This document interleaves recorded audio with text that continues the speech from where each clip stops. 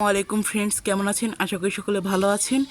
কিছুদিন ধরে আমি গাছের কোনো ভিডিও দিতে পারছি না। আজকে আমি আমার অ্যালোভেরা গাছের গাছ থেকে চারা তুলেছি। এই যে অ্যালোভেরা গাছের চারা, আজকে আমি আপনাদের দেখাবো আপনারা কি করে অ্যালোভেরা গাছের চারা রোপণ করবেন। কীভাবে রোপণ করলে অ্যালোভেরা গাছের চারা ভালো হয়, স্বাস্থ্যবান হয় এবং দ্রুত চারা দেয়, সেই পদ্ধতিও আপনাদের শেয়ার করব। চলুন তাহলে ভিডিও শুরু করা যাক। প্রথমেই আমি এখানে নিয়ে নিয়েছি মাটি। আমি এইখানে হালকা বেলে মাটি নিয়েছি। দেখতেই পাচ্ছেন বেশি না হালকা বালি রয়েছে। এখন আমি এই মাটির সাথে যে যতটুকু সম্ভব গুঁড়া করা চলে আমি ততটুকু পরিমাণ গুঁড়া করে নিচ্ছি। দেখতেই পাচ্ছেন আমি মাটিটিকে কীরকমভাবে গুঁড়া করে নিচ্ছি, কতটুকু পরিমাণ। এর মধ্যে আমি দিয়ে দিচ্ছি হালকা ছাই, যাতে কোনো পিঁপড়া না আসে। বেশি নয়, হালকা পরিমাণ দেবো যাতে কোনো পিঁপড়া অথবা কোনো পোকামাকড় না আসে। এর মধ্যে এবার আমি দিয়ে দিচ্ছি গোবরের সার। এর মধ্যে আমি 2 মুঠো গোবরের সার নিয়ে নিয়েছি। এরপর মাটিটিকে ভালোভাবে মিশিয়ে নিতে হবে।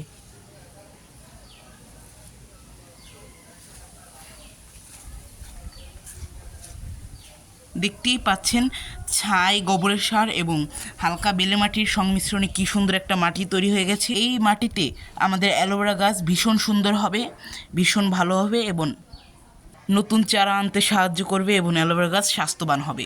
এখানে আমি 2 লিটারের বোতল নিয়ে নিচ্ছি। আমি এই সাইডে একটা ফুটো করে নিয়েছি, জানি না দেখা যাচ্ছে কি না। এই যে এইখানে একটু ফুটো করে নিয়েছি। এবার আমি এর মধ্যে মাটিগুলো দিয়ে দিচ্ছি। এভাবে আমি টবটাকে মাটি দিয়ে ভরে ফেলছি। এইভাবে আমি টবটিকে এইটুকু পরিমাপ করে ভরে নিয়েছি। পুরোটা ভরে নিয়ে কিছুটা জায়গায় স্পেস রেখেছি। এরপর আমাদের অ্যালোভেরা গাছটি হালকা পানিতে ডুবিয়ে নিতে হবে। এরপর আমি অ্যালোভেরা গাছটির গোড়ায় হালকা হলুদের গুঁড়া দিয়ে দিচ্ছি। এইভাবে আমি অ্যালোভেরা গাছের মূলের সাথে আমি হলুদটাকে ভালোভাবে মাখিয়ে নিচ্ছি। হলুদটা দিলে হবেটা কি, অ্যালোভেরা গাছে ফাঙ্গাস ধরবে না।